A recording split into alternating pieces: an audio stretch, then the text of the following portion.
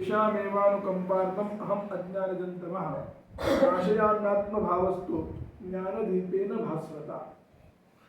याचा अर्थ असा आहे की जे भक्त असतात त्या भक्तांच्या अनुकंपासाठी म्हणून मी आणि ज्ञानलक्षणा भक्ती जरी आली तरी त्याचं ज्ञान पूर्णपणे झालेलं नसतं ना, म्हणून त्यासाठी त्यांना सांगितलं की त्यांच्यावर अनुग्रह करण्यासाठी म्हणून मी काय करतो म्हणाले, मी स्वतः त्यांचं अज्ञान जे उत्पन्न झाले ते सगळं नाश करतो म्हणाले. तर ते म्हणले ज्ञानदीपेन म्हणजे त्या मी स्वतः त्याच्या ठिकाणी आत्मभावस्थ होऊन त्या ठिकाणी आपलं ज्ञानदीपानं स्वतः ज्ञानदीपानं भास्वत होणार असं, म्हणजे भास्वत म्हणजे स्वतः दिव्याचं रूप घेतो आणि त्यानं सगळा अंधकार करतो असं त्याचा अर्थ आहे. म्हणून मज आत्मयाचा भाव जी जिणावया केला ठाव मी वाचुनी भाव एर मानिले. त्यांचं असं म्हणणं आहे की जो आत्मा आहे की नाही त्याच्याविषयी जे ज्ञानलक्षणा भक्ती आहे ती सगळी आहे ठीक आहे, पण किंवा ज्ञानलक्षणा भक्ती ही ज्यांनी जगाचा आधार केला आहे, जगण्याचा आधार केली आहे असं म्हटलं तरी चालतं. पण त्यांच्याकडे काय असतं की त्यामुळं काय होतं की माझ्याशिवाय इतर सगळं जे आहे ते सगळं काय करतात ते मिथ्या मानतात म्हणाले. त्यामुळं मग मी काय होतो म्हणाले, तया तत्वज्ञान चोपटा दिवी पोतासी सुबटा मग मीची होऊनी दिवटा पुढा पुढा चाले. पण त्याला काय करायचं म्हणाले, तर मग त्या शुद्ध भक्ता करतात त्या काय करतो की तत्वज्ञानाची स्वतःच मशाल होतो म्हणाले. तत्वज्ञान रूपी मशाल म्हणजे कोण, मीच होतो म्हणून त्यांनी सांगितलं. आणि त्याच्यानंतर त्या मशालीमध्ये पुन्हा त्यातलं पोत हे पण टाकतो, पोता पण टाकतो म्हणाले. आणि काय करतो म्हणाले, मीची होऊनी दिवटा आणि स्वतः दिवटा घेऊन त्या ठिकाणी पुढं चालतो असा त्याचा अर्थ आहे. म्हणजे याचा अर्थ एवढाच की त्याच्या ठिकाणी एकदा ज्ञानलक्षणा भक्ती झाली आणि त्याच्या ठिकाणी जर सद्गुरू वगैरे कोणी नसतील असा त्याचा अर्थ आहे.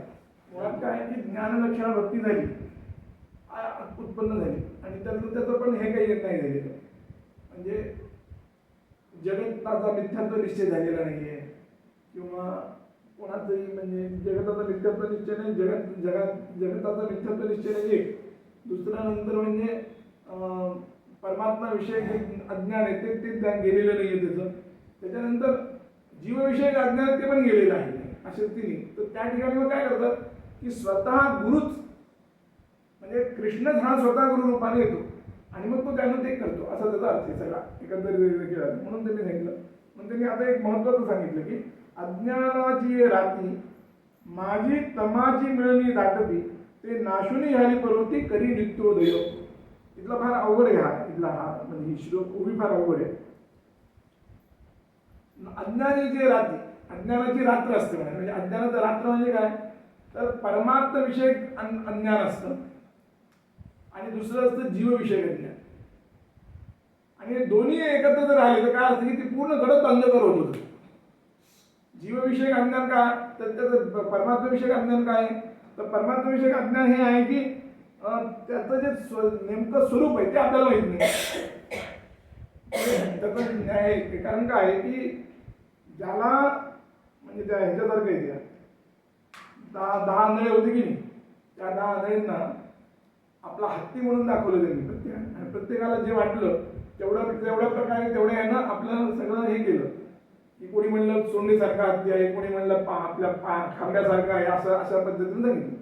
तर हे सगळं काय वस्तुतः संपूर्णपणे आहे केलं तर पूर्ण एक हत्ती असं होऊ शकतो. नाहीतर प्रत्येकाचं जर म्हणलं तर तसा पूर्ण हत्ती होत नाही. तसं आहे आपल्याला कसं आहे की परमात्माचं आपल्याला पूर्ण स्वरूपच माहित नाही आपल्याला आणि ते शक्य नाही. कारण काय की कोणतंही म्हणलं तर महत्वाचं हे आहे की काय म्हणतात त्याला, जो परमात्मा विषयक म्हणून तुम्हाला जे माहिती आहे ते सध्या काय माहिती आहे, फक्त तो एक आपला भक्त आहे, आपला एक देव आहे आणि तो भक्ताचं रक्षण होतो एवढंच माहिती आहे आपल्याला. पण त्याचा अनेक पैलूच केले त्याचे, ते कोणाला माहिती आहे. ते जोपर्यंत तुम्ही वेदांताचं तत्वज्ञान पूर्णपणे म्हणजे तत्वज्ञानाचं परमात्म्याचं जे तत्वज्ञान आहे ते गुरुमुखातून जोपर्यंत तुम्ही श्रवण करणार नाही तोपर्यंत तुम्हाला काहीच माहित नाही. आलं लक्षात, जोपर्यंत वेदांताचं श्रवण कसं केलं पाहिजे ते परंपरेने केलं पाहिजे. पुन्हा ते नुसतंच असं करता कामा नाही. ते नुसतं असं नाही, ते पूर्णपणे हे ना परंपरेनं आलं पाहिजे. मग त्याच्या ठिकाणी मग त्याला त्या ठिकाणी होईल काय तुझं ज्ञान होईल. तोपर्यंत त्याला ज्ञान होणार नाही. मग त्याला मूर्त ब्राह्मण अमूर्त ब्राह्मण या सगळ्यांचं ज्ञान होईल, सगळं होईल. मग त्याच्या ठिकाणी मग नीती म्हणजे काय ते ज्ञान कळेल. त्याच्यानंतर असं वेगवेगळ्या पद्धतीने ते सांगतील. आता व्यावृत्ती रूपानं ज्ञान किंवा वाच्यवृत्तीनं ज्ञान असं किंवा लक्षवृत्तीनं ज्ञान असे संपूर्ण जे आहेत ना ते सगळं त्यावेळेस केव्हा होईल जर पूर्णपणे परंपरेनं तुम्ही त्या प्रकारचं ज्ञान करणार असाल तर. म्हणजे तुम्ही त्याप्रमाणे श्रवण करणार. नुसतं श्रवण करून नाही होत. श्रवण केल्यानंतर मनन केलं पाहिजे. मनन केल्यानंतरही नुसतं होत नाही, ते मनन नंतर निरुध्यासन केलं पाहिजे. तोपर्यंत काही होत नाही. एक म्हणून त्यामुळं परमात्म्याविषयक अज्ञान आहेच. त्याचप्रमाणे म्हणाले जीवाचं सुद्धा यथार्थ स्वरूप कुणाला माहित नाही, कुणाला माहित नाही. कारण ते जे बघतात जीवाचं स्वरूप ते काय सांगतात, मी दुःखी आहे म्हणतात. आहे की नाही, मी दुःखी आहे. ते काही त्याचं यथार्थ स्वरूप नाहीये. दुःखी आहे त्याचं खरं यथार्थ स्वरूप नाहीये. किंवा मी सुखी आहे हे खरं यथार्थ स्वरूप नाही. किंवा तो मी अल्पज्ञ आहे, किंचित आहे असं म्हणतात. मी अल्पज्ञ, मी तेवढंच आहे असं त्याचं कोणतंच यथार्थ स्वरूप नाही. त्याचं पूर्ण स्वरूप काय आहे तर नित्य काय म्हणतात ते चिदानंद रूप शिवोहम शिवोहम असं खरं स्वरूप आहे त्याचं. चिदानंद रूप असलेला जो आहे म्हणजे वस्तुतः न निरोधो नचोत्पत्ती न बद्धो नच साधका न मुमुक्षुर न वै मुक्ता इत्तेषा परमार्थता. खरं पाहायला गेलं तर असं आहे की त्याचा जन्म झालेला नाही, न निरोधा. न निरोधा म्हणजे त्याचा प्रलय झालेला नाही. नचोत्पत्ती म्हणजे त्याचं हे होत नाही, उत्पत्ती होत नाही त्याची. न निरोधो नचोत्पत्ती न बद्धा म्हणजे तो बद्धही नाही. नच साधका म्हणजे तो साधकही नाही. न मुक्ता तो मुक्तही नाही. नवई मुक्ती मुक्ती पण नाही. इत्तेषा परमार्थता. खरा म्हणजे हेच प्रमाणाचं स्वरूप आहे. त्यातलं कोणाला काय माहिती आहे? देहरूपी ते म्हणजे फार वरवरच अत्यंत हे झालं. पण जे म्हणजे ते जरी झालं तरी त्याच्यानंतर अजून एक महत्वाचं म्हणजे की तुम्ही आता थोडं तरी तुम्ही काहीतरी करता, थोडं तरी तुम्हाला संस्कार आहेत. त्या संस्कारामुळे तुम्ही काय करता की कोणाला तरी काहीतरी ऐकता आणि त्याप्रमाणे तेवढं काम करता की बाबा आपला देव आहे, त्या देवाला काहीतरी केलं पाहिजे, मग आपण काहीतरी करतो. हे जरी असलं तरी आपला जे मूळ आपलं अज्ञान आहे ते किती खूप अज्ञान आहे. एकतर मिथ्यात्वाचा निश्चय नाही. सर्वात महत्वाचं म्हणजे मिथ्यात्वाचा निश्चय झाला पाहिजे. तोपर्यंत तर त्याला काही गरज नाही. जोपर्यंत मिथ्यात्व हे नीटपणे आपल्या बुद्धीमध्ये घुसत नाही तोपर्यंत त्याला काही नाही, म्हणजे पर्याय नाही त्याला. आणि दुसरं नंतर मग आपलं स्वरूपाचं अज्ञान काय. त्याचं कारण असं की जोपर्यंत ते पूर्ण स्वरूप त्याला दोन्ही तर कळणार नाही, म्हणजे परमात्म्यालाही कळणार नाही आणि त्याचंही कळणार नाही, कोणाचं जीवाचंही कळणार नाही, तोपर्यंत ते दोन्ही एक आहेत हे कळणार नाही.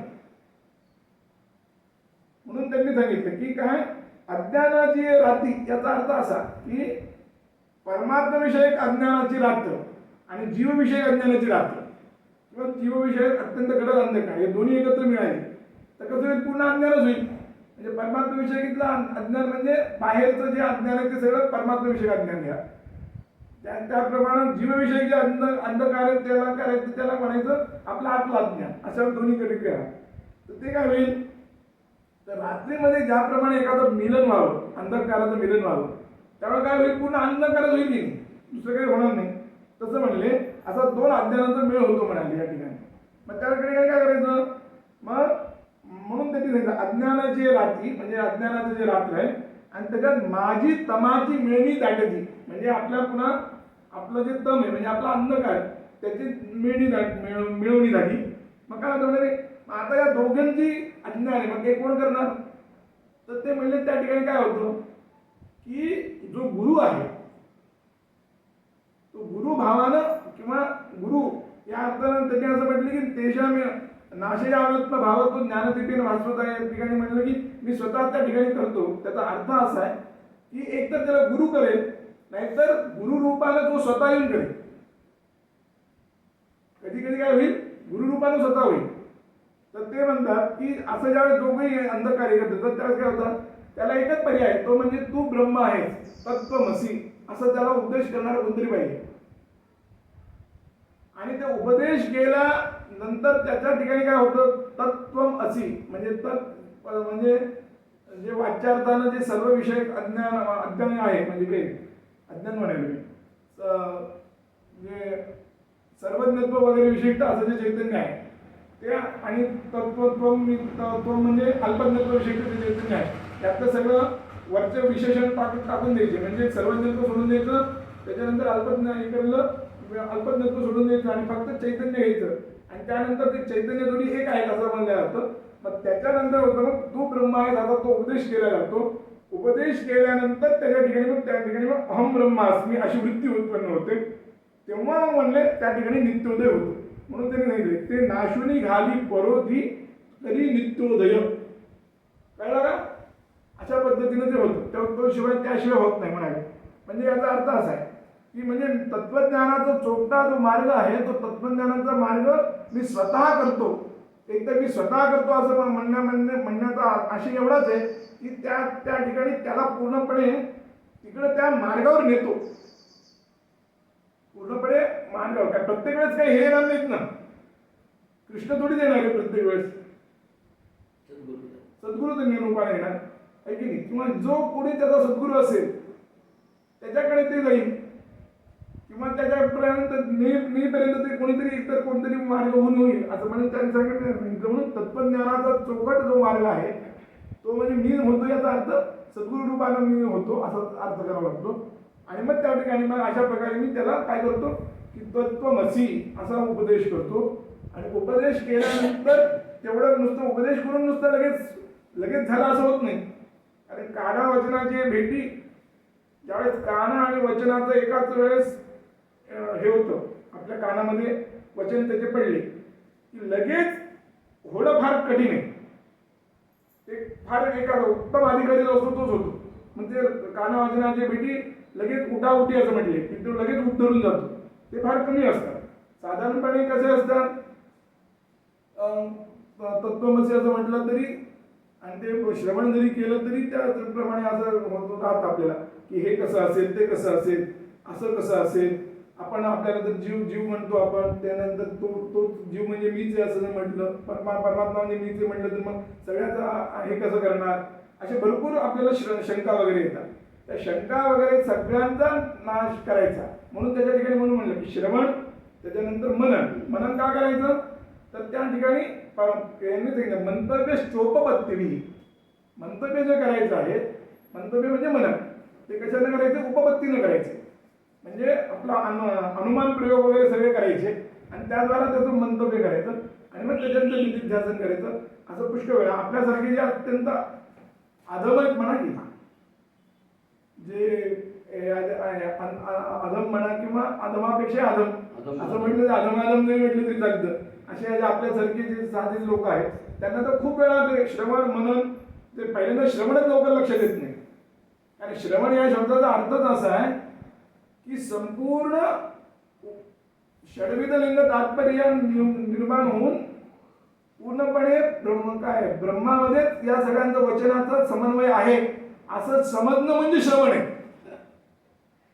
श्रवणाचा एवढा अर्थ लांबलच आहे, म्हणजे नुसतं ऐकणं एवढाच अर्थ नाहीये. ते काय आहे की षड्विधचे तात्पर्य सांगितले उपक्रम संवार अवभ्यासो पूर्वता फलम अर्थबाधोपत्तीचे लिंगन तात्पर्य निर्णय की त्या आपल्या तात्पर्य जे आहे त्यासाठी एवढं सांगितलं. उपक्रम आणि उपसंहार त्याचं ऐक्य पाहिजे, त्याच्यानं अर्थवाद पाहिजे, उपपत्ती पाहिजे, त्याच्यानंतर हे पाहिजे काय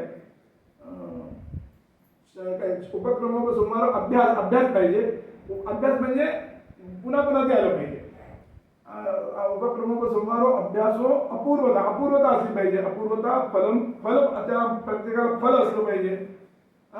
आणि अर्थवाद पाहिजे, उपपत्ती पाहिजे, असे 6 लिंग पाहिजे. या सगळ्या लिंगांनी पूर्णपणे काय केलं पाहिजे की हे पूर्णपणे ब्रह्मामध्ये त्यांचा समन्वय होतो असा पूर्णपणे आपला निश्चय झाला पाहिजे. तेव्हा पुढे ते श्रवण आहे हेच पहिल्यांदा अवघड आहे. त्याच्यानंतर मग मनन करणं तर अजून पुढलं अवघड झालं आणि त्याच्यानंतर त्याच्यानंतर अजून पुढलं अवघड झालं असं असतं. पण समजा जर पण एखादा हे असला अत्यंत उत्तम अधिकारी असला या ठिकाणी असताना साधारणपणे उत्तमच म्हणावं लागेल. त्याचं कारण असं की त्यांनी आधी तर सगळं सांगितलं प्रेमलक्षणा भक्ती त्याच्या अंतःकरणामध्ये आहे ना, त्यामुळे एक महत्वाचं लक्षण त्याच्या ठिकाणी आहे ते म्हणजे प्रेमलक्षणा भक्ती. त्या प्रेमलक्षणा भक्ती असल्यामुळे ते काय करतात की ते उत्तम होऊ शकतात, नाही असं नाही. मग त्या ठिकाणी त्याप्रमाणे ते तू ब्रह्म आहेस असं त्याला उपदेश करतात आणि मग त्याच्यानंतर मग काय होतं, मी ब्रह्म आहे, अहम ब्रह्मास्मी तत्त्वमसी असा उपदेश जो आहे तो यांचा आहे, कोणाचा आहे, गुरूंचा आहे. आणि अहम ब्रह्मास्मी हे जे आहे ते अनुभव वाक्य, अनुभवाचं वाक्य. याप्रमाणे जेव्हा होतो तेव्हा त्याला ठिकाणी ज्ञान सूर्याचा उदय होतो असं येते. म्हणून अज्ञानाची राती माझी तमाची मिळवणी दाटली ते नाशुनी झाली पर्वती करी नित्योदय ऐसे प्रेमळाचे प्रियोत्तमे बोलिने जेत पुरुषोत्तमे ते तर अर्जुन मनोधर्मे निवानो म्हणत असे. असं एक कोणी सांगितलं, म्हणाले प्रेमळाचा प्रियोत्तमाला म्हटले. म्हणे प्रेमळ म्हणजे कोण, ज्ञानलक्षणा भक्ती असलेलं जे प्रेमळ आहे त्याचा प्रियोत्तम म्हणजे कोण, श्रीकृष्ण. त्या श्रीकृष्णांनी म्हटलं म्हणले की हे सगळं चांगलं आहे, पूर्ण याच्यामध्ये पूर्ण पुरुषोत्तमामध्ये तू श्रेष्ठ आहेस म्हणाले.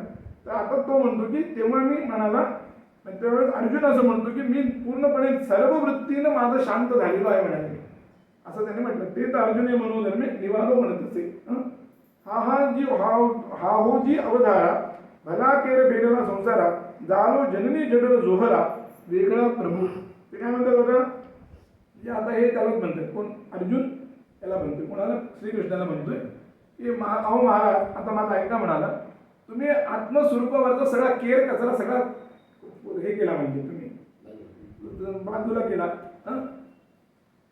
आणि त्यामुळे काय सगळं झटकून काढलं म्हणजे तुम्ही मला. आणि त्यामुळे काय झालेलं म्हणाले की उदरूपी लाक्षाकृत एकदा मुक्त झालो.